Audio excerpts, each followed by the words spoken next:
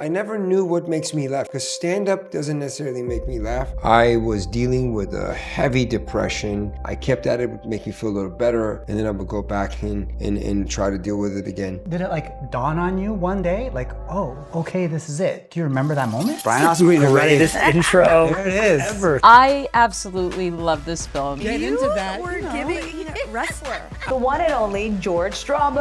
Hello. Hey, made it. You were waiting for me, weren't you? You're like, where is she? Where is she? We're going. Today we're joined by a storyteller whose comedy has connected cultures and brings joy to audiences around the world. He grew up between multiple cultures and he spent his career turning those experiences into comedy that feels honest, relatable, and deeply funny. His signature blend of character work, improvisation, and cultural insight has led to sold-out international tours and a devoted global following, but Max's work goes far beyond the stage. He's had roles in TV and film, directs, produces, and has the hit podcast, A Renaissance Man, if you will, whose work is rooted in humor, authenticity, and human connection. Please welcome Max Amini. Hey, welcome to the show, man. That was so great. That was so professional.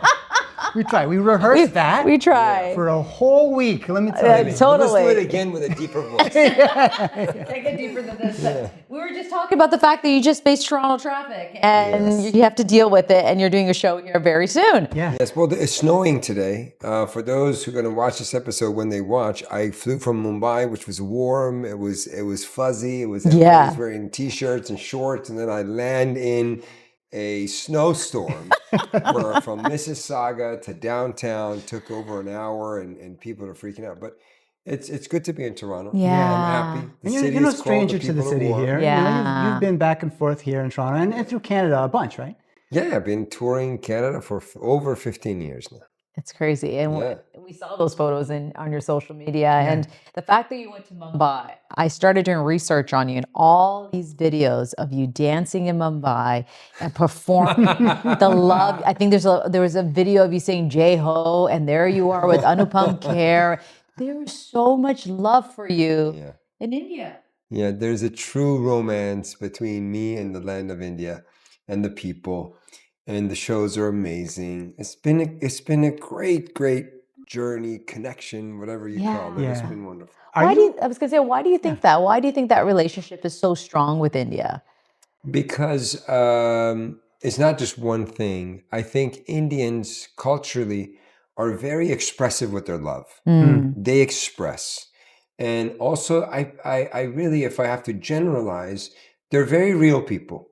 They're not, they're very comfortable with taking a liking in something and expressing it. And so that brings a lot of joy for both sides. You think about your own personal relationship with any friends, those who are more expressive, you connect with, you understand them right away. So I've had that, and I think they're genuine. The culture is very genuine. There's not a lot of people wearing masks or have layers. They're easy to figure out. And also it's a warm culture. And I think I have the same connection with so many different places. It's just the intensity of the Indian love is high. Yeah. But coming from a Middle Eastern background, just that whole Eastern world is very loving. Yeah. And so I'm very well received in a lot of the countries I go. I go to Dubai, I go to Bahrain, I go to many different countries on that side, and it's a bit more warm and huggy feeling. Yeah. So it's great. When you were cutting your teeth at, say, the Comedy Store or the Laugh Factory, did you have your eyes set on international audiences as well? Real answer is I always knew that I'm going to have a massive audience. I never thought a particular sort of place. I'm a people's person. I love cultures, and coming from a background, I'm Iranian. I understand what it's like, to be an ethnic background. So all of this, I would say, not particularly like I thought this is going to happen, but I always imagined my career being connected to masses and people from many different backgrounds. And now I understand more why. Right. You know, I understand why. It's a relatability. And I'm able to relate to these cultures. I'm able to relate to the Americans because I was, you know, born there. I spent most of my life in America. And then also I lived in Iran. I've had the opportunity to understand what it's like to be in this sort of like ethnic yet American sort of position. Right. Does your comedy change when you go to different countries? Are you aware of their cultures? Like you said, you know, there's some places are warm, some places are not as warm. Do you reflect that in your Not in your really. work? It doesn't change, but I add a little flavor. Okay. For example, I did a little dance in India. We're gonna do a dance later, okay? You gotta show me moves. But so you don't change your comedy, then you just stick to what is you. Yeah, of course. I mean, I've got my stories that I tell, and everybody knows my comedy. They know I'm very off the cuff. I pick on the audience. I improvise. So it's the same guy performing himself, expressing his thoughts and ideas, and depending on the country, I relate my ideas to those people. And I'm very observant. I land in Greece and I start looking at things. I study the Right. history, and whatever I find fascinating, I go on stage with it. Yeah. And you are quick, man, when you're out there. Your crowd work Yeah. is fantastic. It's like you have this sixth sense of finding the person who's going to give you a great story. How do you do that? I don't know. I do have a sixth sense. You Yeah. do. That's not true. But not to exaggerate it also, it's a lot of it is just, that's how my brain works. I show, you know, for years, I was always the kid, even in my acting school, right out of high school, when I was doing improv, my improv was so much more fluid in comparison to some other skill sets. Yeah. Yeah. I mean, if you saw this in the audience, like who would you pick on here? 100%. How could you not? Did you do the fake out too? To be honest, He did the both of fake you, out too. It both was of you great. fantastic. I mean, his long hair, and his ambiguous Go for look. Carlos. Yeah. But that's what's so great about your show is like it's different every time. You know which one got my attention was the one with the daughter who had the extra seat next to her. Oh, yeah. That was supposed to be her dad who passed away. And talking about her, you kind of look like her. Do you really? I just, Oh, that's scary. Putting it Yeah, together. no way. But that's the video that got my attention and That the way you video. handled that. The video did so well. Yeah. It was so It's just good. some moments are magical. Yeah. You just don't know what happens at a show. That's what makes a live show so special. You just don't know what's going to happen. Yeah. And that was a really special moment. That This was is it an really was. observation that I was making when I was watching all your work. Because of the times that we've talked to different comedians, and everybody actually treats the medium differently, right? As an audience member, you think someone goes up and they tell funny jokes, and maybe you laugh, maybe you don't. But everyone has different relationships with the craft. And there are people who do it, and that's their almost like a social shield. This is how I get to be myself in public, and then I'm going to go away and then hang with my friends or whatever. When you're out there, it's like, I want to connect with this person. And I'm going to connect with that person. I'm going to connect with that person. And I think really, you know, to your question about is it different when you go to different countries, I really think that's why it works wherever you go. No? Yeah. Well, you know, we all have so much similarities, and the differences are so interesting. And if you look at the differences and genuinely have a pure curiosity, good intention, you don't come from a judgmental place. While you're understanding it, there's so much comedy there. Yeah. You know, there's so much comedy there. And at the end of the day, the more I travel, the more I get to know the world, I realize we're all the same. Yeah. Yeah. The basics, the fundamentals are all the same. Everybody is seeking the same sort of, you know, things, and the love for family, the love for your spouses, your significant others, all these, we all have so much in common. It's just the difference when you go to discover and learn and compare, that's where so much comedy. Nice. Well, we want to dive into your Your social media. world of your socials. We found some stuff. No, I'm kidding. no. Everything We got- is so good. We actually have your very first post that we Do you could find remember on your first Instagram. post you ever did on social media? No, I don't remember. I have a feeling I'm going to be canceled here. No, It's not funny at because Pull all. some of the crazy mad. Well, Your first photo goes so well with the conversation we're already Yeah. having, actually. That's my first post. Yeah, 2012. first pose. View from Wow. a plane. Is this work? Are you flying from a gig to Yeah, another yeah, gig? yeah. A view from the plane. That's the caption. That's the What a nice picture, huh? Yeah. That's so Before everyone nice. learned how to game the algorithm. This is Instagram. But this is That was Instagram. I guess you know when social media just comes out, Yeah. you're sort of curious. You go, okay, let me Yeah. do something with this, and okay, that was good. I would have never guessed. No idea. No. No idea. Okay, so let's pick a random one from here. Oh, what a nice shot! Hey, look at this. This was a phase of your life.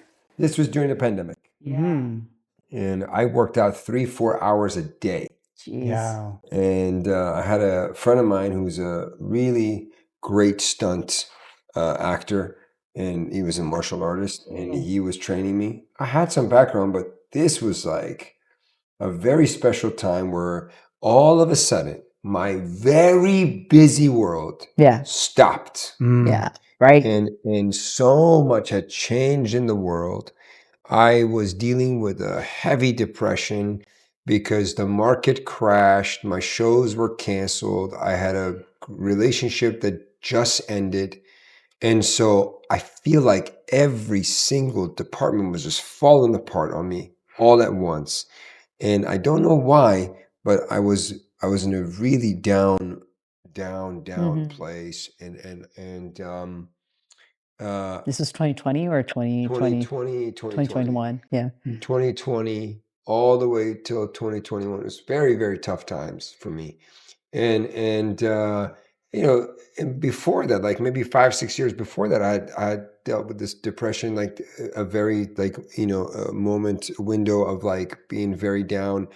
And I remembered that every time you're in this sort of scenario, when you're really hit hard by life, for whatever reason it is, it could be sometimes a hormonal, mental, like not having enough hormones of a sort, whatever that gives you that sort of like depressed feeling, and life gets heavy. I remember immediately pushing and forcing yourself to work out and physically getting active. It's one of the elements that helps you get out of that sort of hole. And so I started really pushing myself. And it doesn't mean that like after the third week I was feeling no, but I kept at it. It would make me feel a little better, and then I would go back in and try to deal with it again. So every trick in the book I knew I was using at the time. And this one really is powerful. You talked about you dealing with depression before COVID too, and you're doing your comedy at the same time. Yeah. How do you do that? Yeah, I go on stage, I first start crying, and then I go, you ready for the jokes? You have to be a professional and deliver. The first time that was really tough, it was after my father passed. And a little bit before and a bit after was really tough. And again, I didn't walk around like sobbing or anything. No, It's just heavy. You're just heavy. Feelings, yeah. It's really hard to do certain things.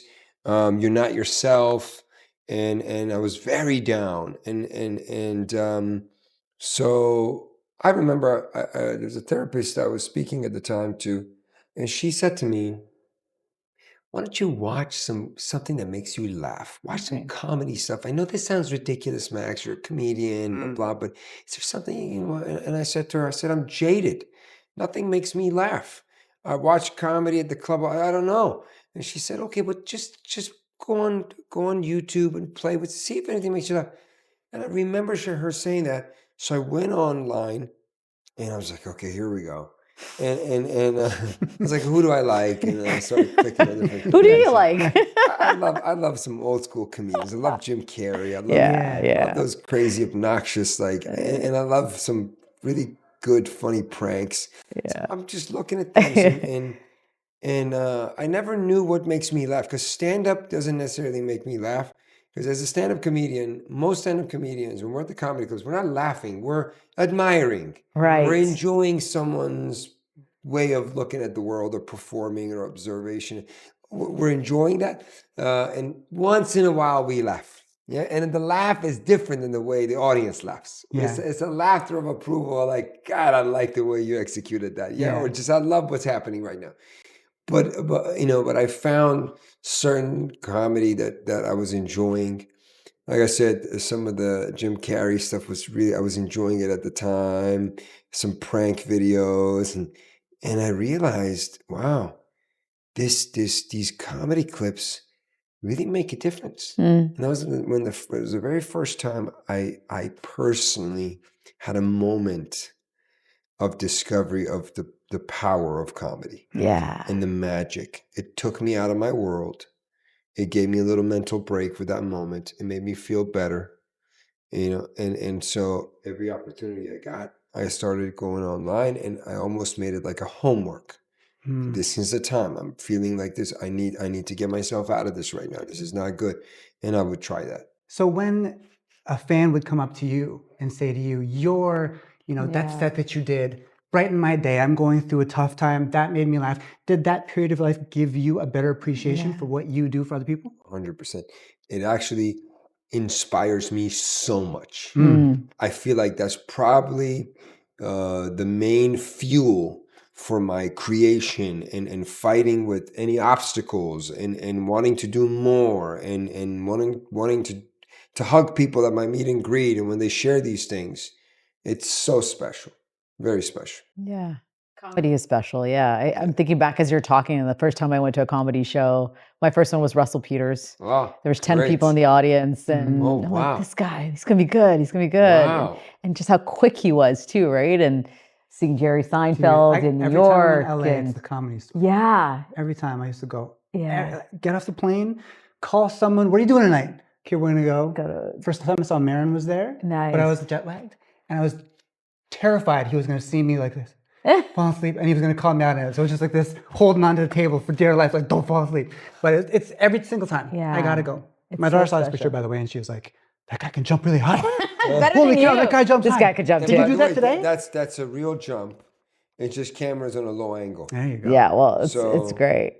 But that's so beautiful, the story behind it and why you did this. Yeah, I Do look you like still a do it? Karate Kid. Yeah. I don't do the martial arts anymore. And you don't. But I stay very, very, very active. Good. I went to the gym this morning. Good. I did too. This made me think of because I was watching that period of time that you're talking about. You're doing like fight choreo. Yeah. I'm like, oh, he's got to do a buddy cop action movie at some point. I wanted to. During the pandemic, that was the idea. And in working with this friend of mine, the idea was then we do a comedy martial arts sort of movie. That was the idea. And we never did it, but that was the motivation. We're like, let's do this. And it's fun, it's dangerous. Yeah.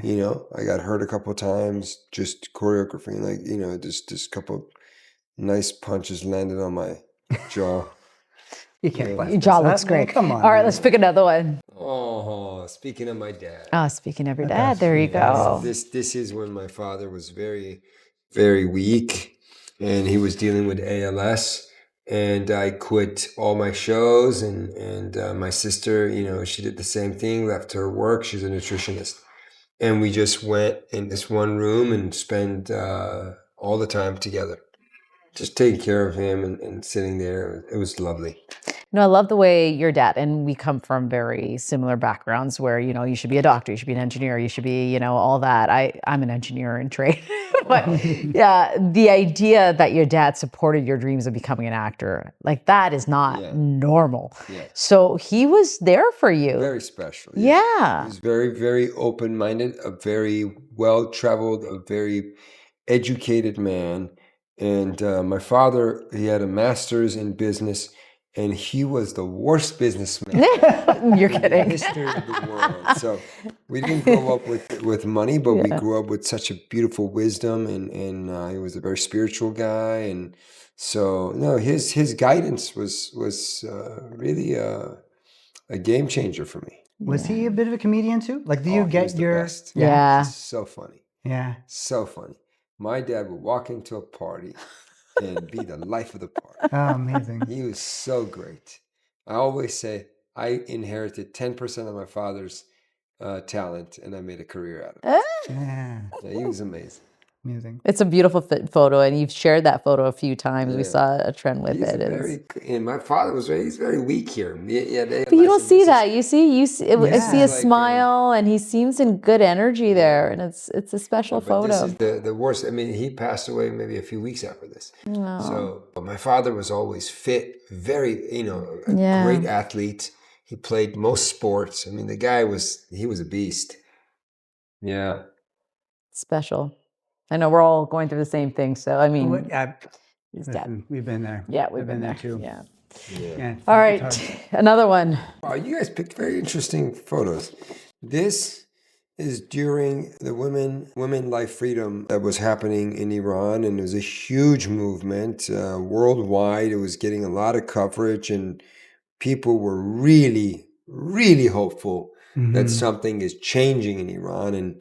And I was extremely emotional and really, really involved. And these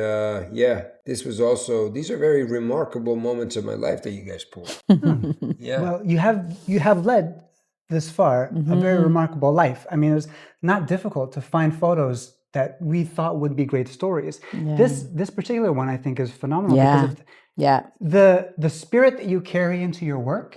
You could see carry into this movement that you were throwing your weight behind, that you really, really believed in. Yeah, I mean, look at this. Like what's happening at this moment? Do you remember what you were saying and who you were talking, the reaction to it? Because it's pretty powerful. I remember because it was very simple. The concept was how the world was impressed by the power of Iranian women.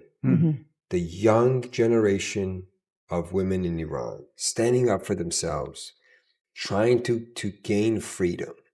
That is just so inspiring. And you see no fear. They're out there getting shot at, getting beat up by the regime, and really fighting and trying to bring change. And they did. They changed their own world. Obviously, they wanted more, and they wanted to be able to have a free country. But that's what it takes. It takes some brave people to be so selfless, to create such a movement around the world. So all over the world, everybody was involved. Again, we stopped all shows and we all got involved. And even when I did shows, my shows were different. There were gatherings to talk about the movement and inspire people and really try to create a environment to promote being together, putting the differences aside and being united.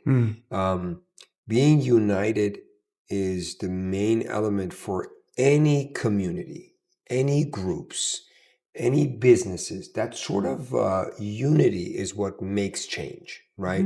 An entire people have to come together no matter what differences they have to be able to accomplish something. And this is the moment where like you learned about people. You saw the true colors of certain people. You saw the intelligence of people, and a lot of people really shined, and a lot of people that you expected them to come out and do something, they failed. It was a very life learning era for me.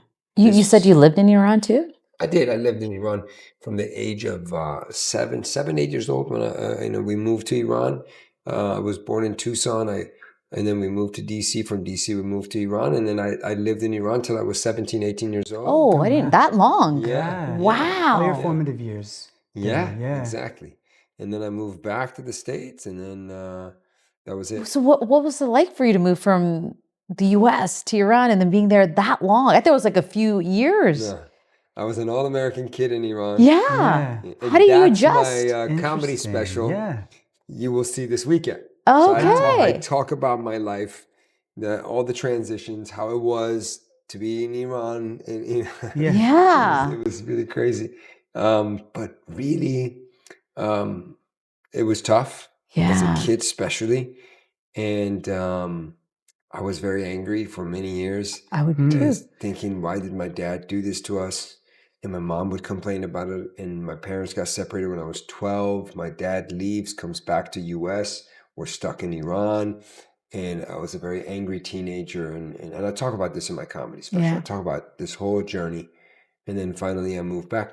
But today I look at my entire life and I realize, man, this whole thing was meant to be. It was perfect. This is the journey that made me who I am today.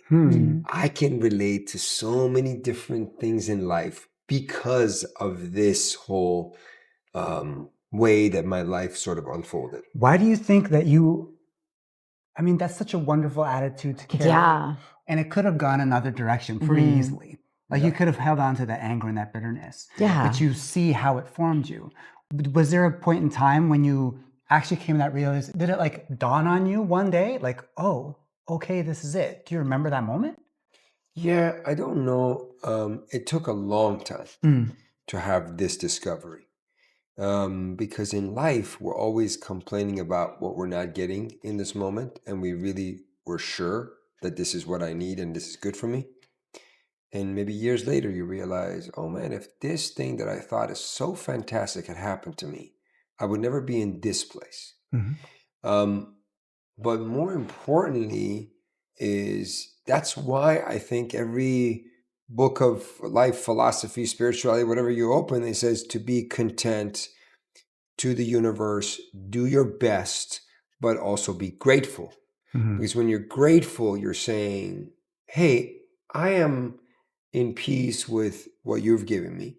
I do have ambitions and I do want to grow and I do have a vision. However, I'm going to try that by being okay and being content with what I have and where I'm at.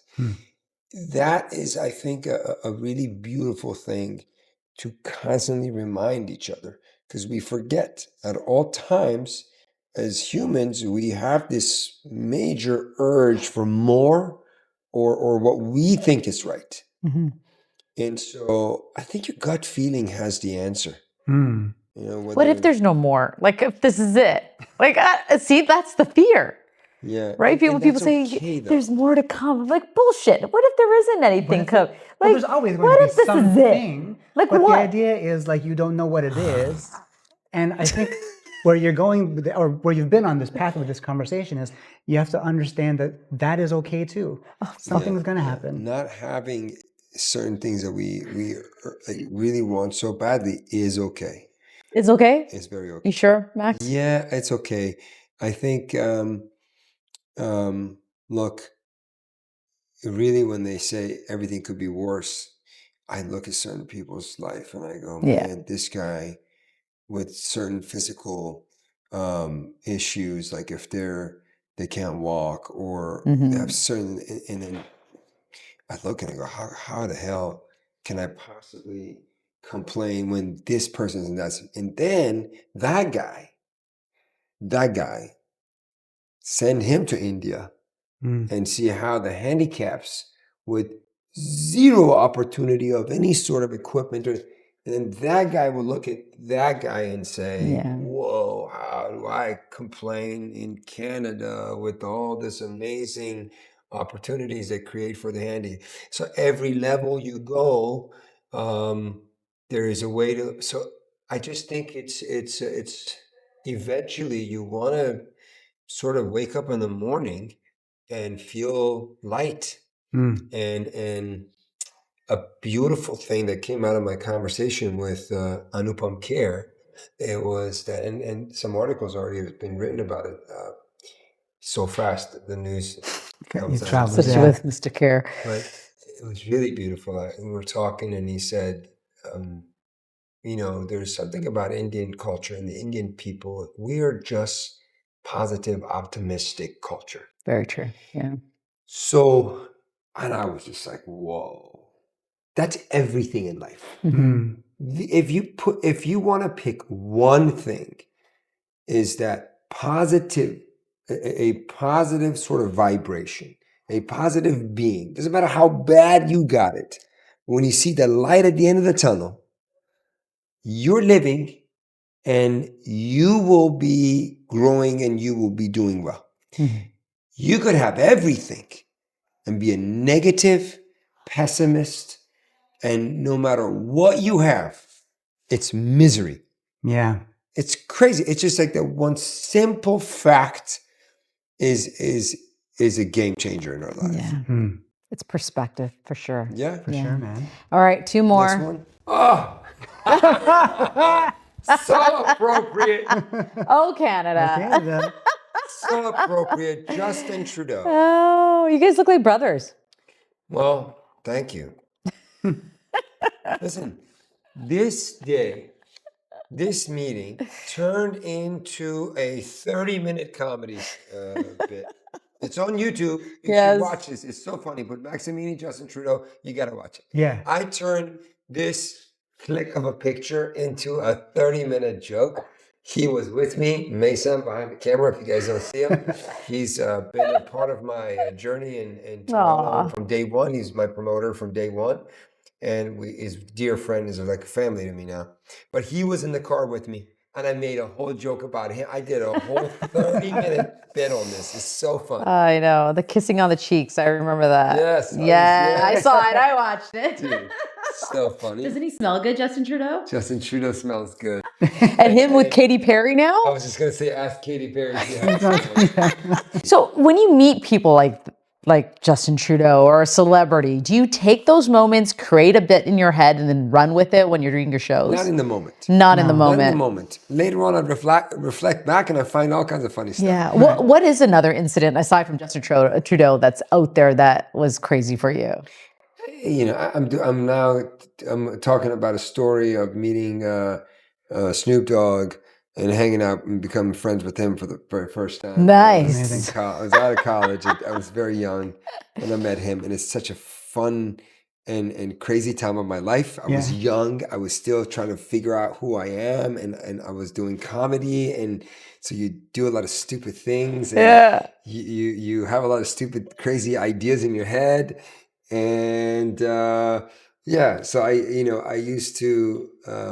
Where I lived, my next door neighbor was a very well-known hip hop figure. His name was Bishop Don Magic Wand. And who lived right next door to me. Right next door? He knows. Yeah. That's wild. Oh, you know him? Yeah.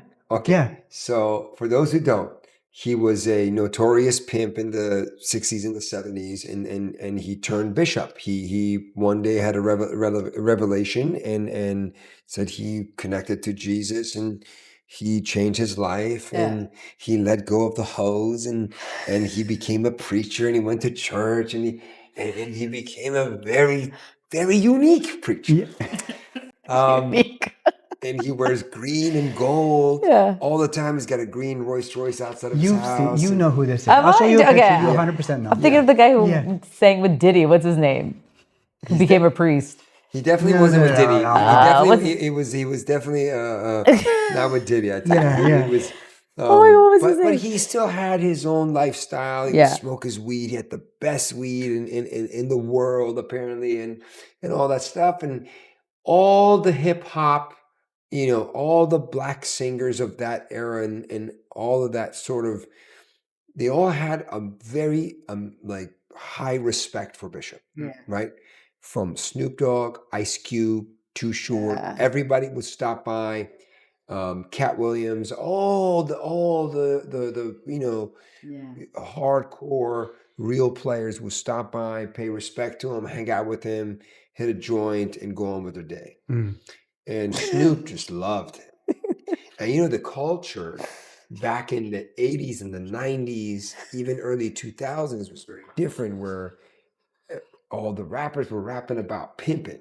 And they were all wear the pimp. So the culture of being a pimp was like the epitome of being a gangster or being like a badass. And so this guy was a notorious pimp, now turned bishop. So it's just a fascinating cultural sort of thing, right? Now it would have never, now it would be completely insane. Yeah. But at the time, still, it was like, something. And Snoop would come and we'd hang out, and I have so many funny stories with him. About Snoop. awesome. I can't even Crazy, imagine. man. I know. And his relationship with Martha Stewart always gets to me. I'm like, that is Yeah. the best friendship That's I ever. mean, Snoop is a very interesting guy. He is. He is So such fascinating. a great entertainer. He's so authentic Yeah. to who he is, and the child is alive in him.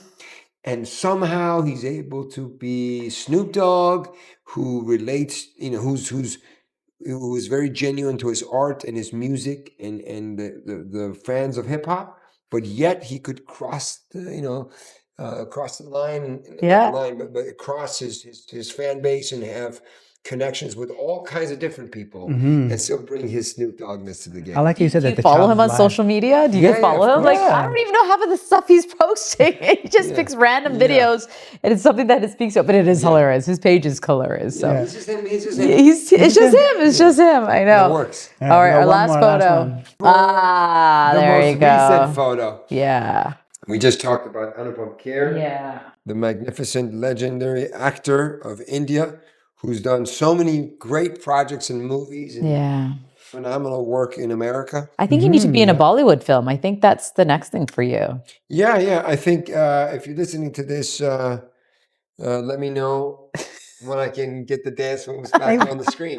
I think between the three of us, we know enough people. We can make that Yeah, happen. we can make that happen. Yeah, I know, and Anupam Kher too. But yeah, it is so fascinating to go through your world. And there was a moment where we both realized the photos became videos, and you start posting about all Yes. your moments. On You have like different stage. eras of the way Yeah. that you posted. Yeah. Yeah. And so now we see it's your work. Yeah. It's your work. It's your It's work. just my comedy. Yeah. It's just your I comedy. don't put anything personal on the page.